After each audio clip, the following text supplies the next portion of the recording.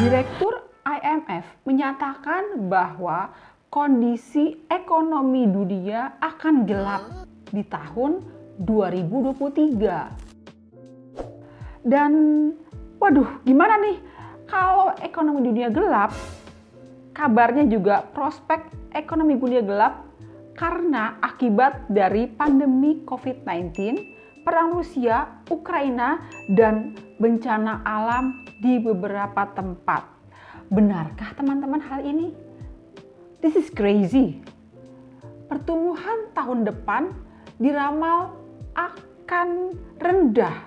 Wah, gimana dong? Bisa-bisa kita kena dampak krisis ekonomi global nih. Belum lagi nih, banyak ramalan menyeramkan tentang kondisi tahun 2023. Nah, kalau secara Feng Shui gimana nih? Penasaran nggak? Sebelum lanjut, jangan lupa ya untuk like, share, dan subscribe. Halo teman-teman sekalian, apa kabar? Gimana kondisi kamu sekarang? Apakah baik-baik saja? Nih, kita lihat ya. Ada hal-hal yang menyeramkan juga nih. Kabarnya bahwa tahun depan akan berat. Lihat aja nih. Berita baru-baru ini menyatakan bahwa di kuartal akhir tahun 2022, tepatnya minggu ketiga Oktober, ada info nih bahwa info ekonomi di Jepang sebagai negara yang cukup kuat dalam perekonomian, mata uangnya melemah dan kondisi ini paling lemah sepanjang 30 tahun. Waduh, bahaya nih. Kalau Jepang aja bisa lemah, gimana Indonesia ya? Dan ini nih, hajar rupiah sampai babak belur. Aduh, sakit dong nih hajar sampai babak belur. Rupiah kabarnya tembus 16.000. Hah, bahaya juga ya.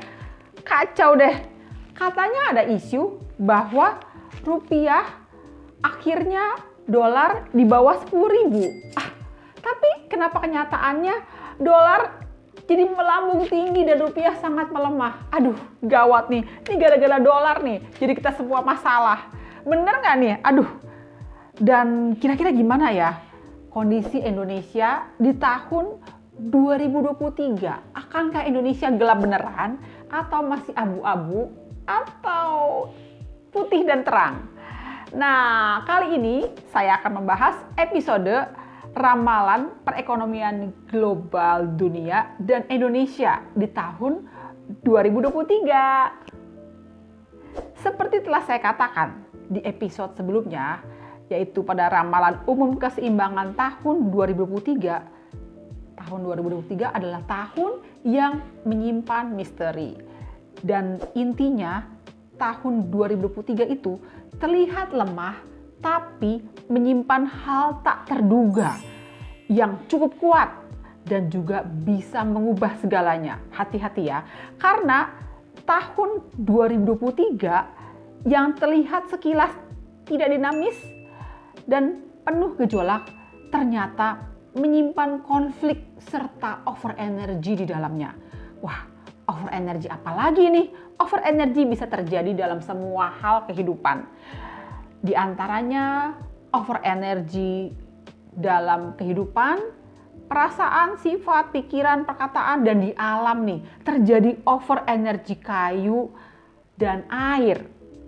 Air itu kalau over energy di alam bisa merupakan bencana alam. Misalnya banjir, lalu juga angin ribut, dan masalah minyak serta gas bumi, dan masih banyak hal masalah air lainnya.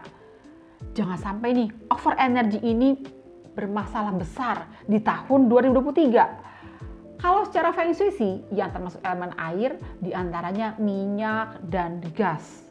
Dan ini juga nih minyak dan gas berpeluang naik turun gak jelas. Wah, kalau minyak naik pastinya bensin juga naik nih. BBM naik, akibatnya transportasi naik.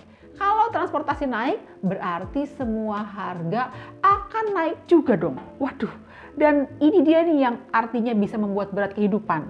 Ya ampun, tahun 2022 ini aja pada saat naik bensin, itu semua harga kebutuhan pokok naik. Dan akibatnya semua masyarakat merasakan ekonominya sangat berat dan terjepit nih. Pantesan aja ya, ini dia kali yang dibilang krisis ekonomi. Sebenarnya kondisi ini bukan membuat kamu semua takut, tapi kita harus waspada dan berhati-hati serta bersiap-siap dan juga berstrategi nih untuk menghadapi tahun depan. Cek setiap langkah kamu, karena di tahun depan itu banyak bulan-bulan yang tak terduga. Cek selalu ya, Jenny Feng Shui Kalender 2023. Dan hal yang tiba-tiba terjadi tahun depan itu bisa macam-macam loh. Yang pasti sangat memberatkan kehidupan kita.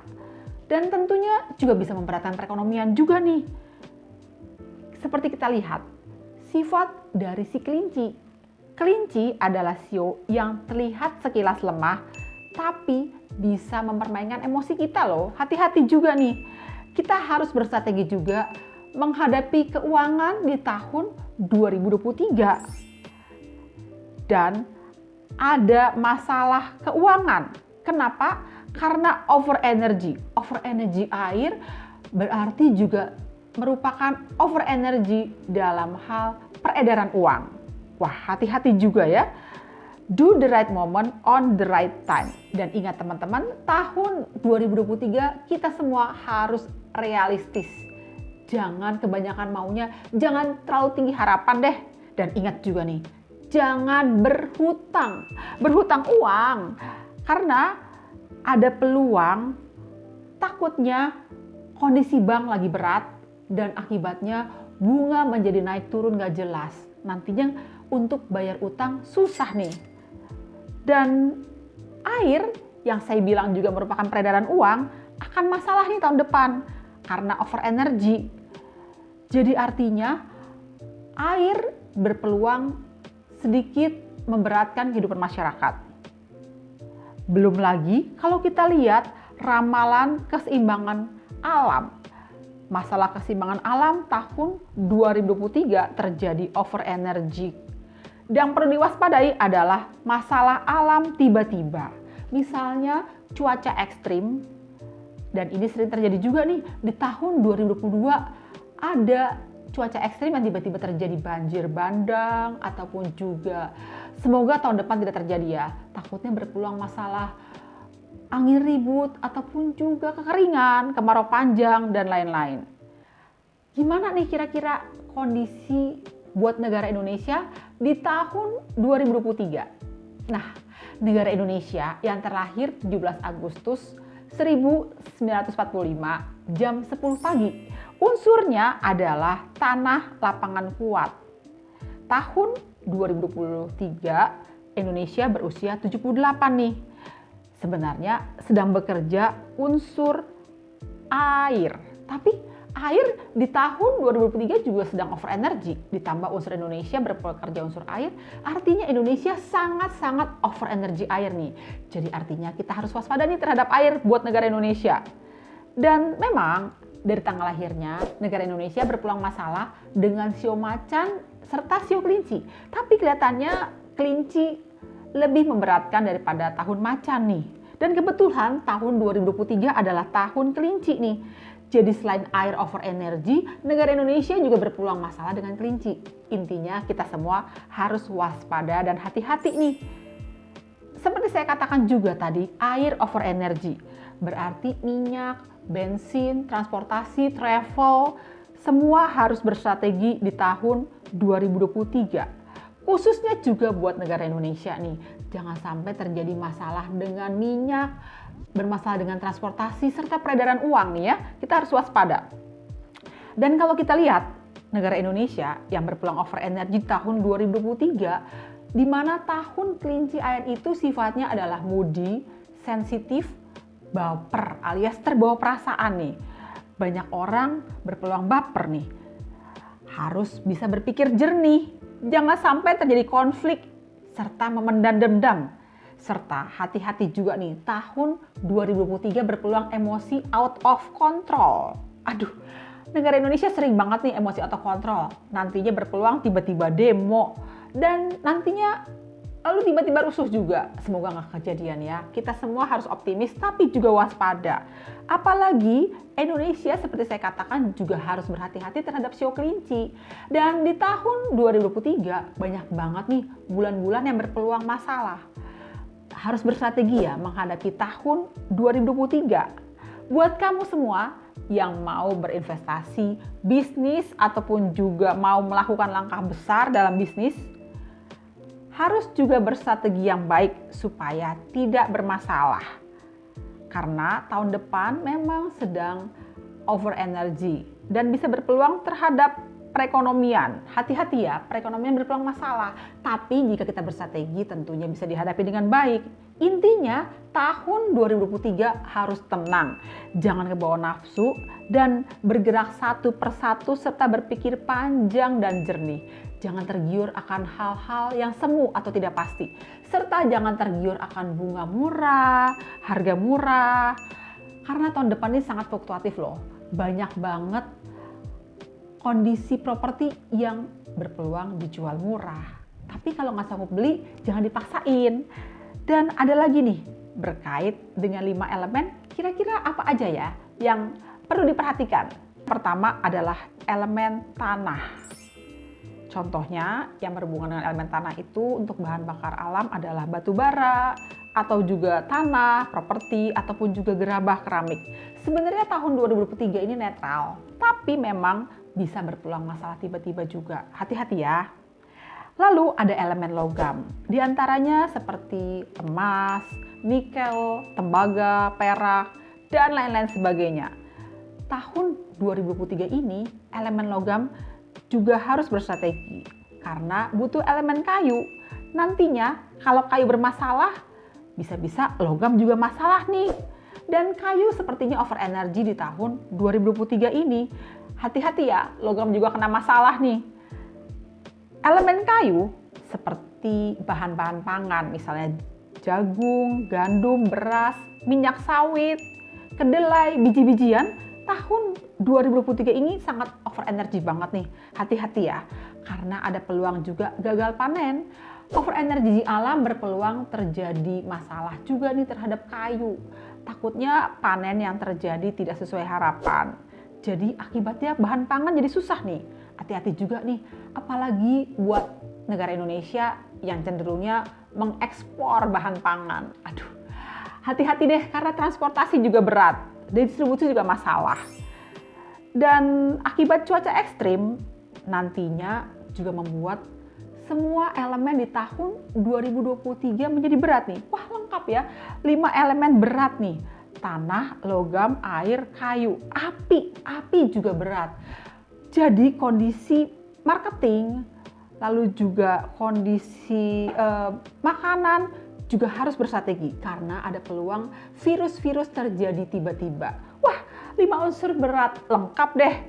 Jadi tahun 2023 ini kira-kira dampak perekonomian buat Indonesia gimana? Buat dunia gimana? Kita semua harus berstrategi ya.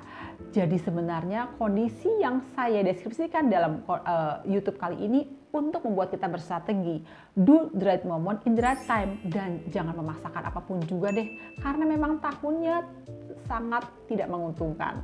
Tapi bukan berarti jelek loh. Yang penting kita bisa bertahan sampai akhir tahun aja udah bagus. Jangan tergiur akan hal-hal yang memberatkan kehidupan. Lebih baik berjalan seperti yang sudah ada aja. Dan pesan saya lagi nih, semoga kita semua lebih waspada serta berstrategi juga. Jangan cepat memutuskan serta jangan baper terhadap segala situasi nih. Dan kalau bisa harus bisa bertahan nih sampai dengan akhir tahun 2023.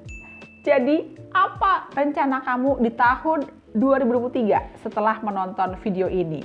Jangan lupa ya share di kolom komentar di bawah ini. Tips terakhir buat kamu, last but not least nih.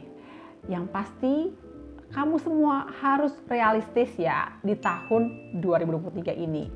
Karena banyak elemen tiba-tiba yang memberatkan serta masih over energy.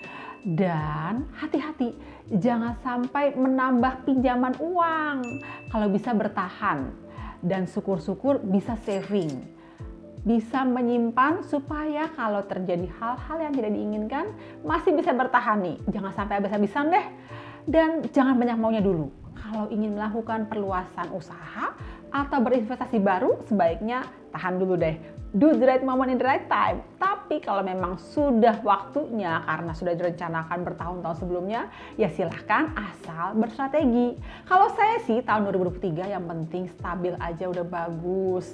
Jadi jangan berharap terlalu tinggi deh, realistis dan juga jangan sampai baper nih, karena baper akan rugi sendiri. Nantinya bisa berpeluang konflik dan bisa emosi out of control. Hati-hati juga ya, jangan sampai konflik kamu membuat masalah sekitar kamu. Oke deh teman-teman, sekian dulu ya ramalan perekonomian global dan Indonesia di tahun 2023. Jangan lupa ya untuk like, share, dan subscribe. Jenny Feng Shui, Friends for Life.